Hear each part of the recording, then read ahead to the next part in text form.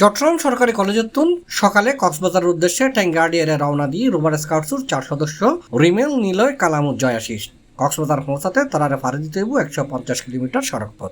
ফেব্রুয়ারির 23 তারিখ রবিবার সকালে শুরু হইলে তারার এই পরিভ্রমণ ফেব্রুয়ারি 27 তারিখ কক্সবাজার জেলা পরিষদের জায়গায় শেষ হইব। এ সময় গাছবাড়িয়া সরকারি কলেজ, লোহাগাড়া উপজেলা পরিষদ, চকরিয়া কুরক বিদ্যাপীঠ ও রাম উপজেলা পরিষদের যাত্রা বিরতি ও রাত্রি যাপন করিব তারা।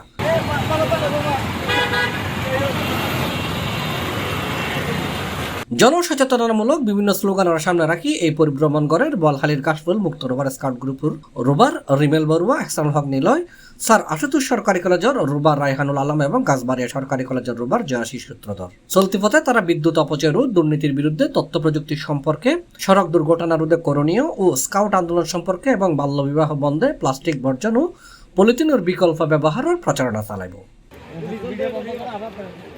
C+ TV, Chittagong.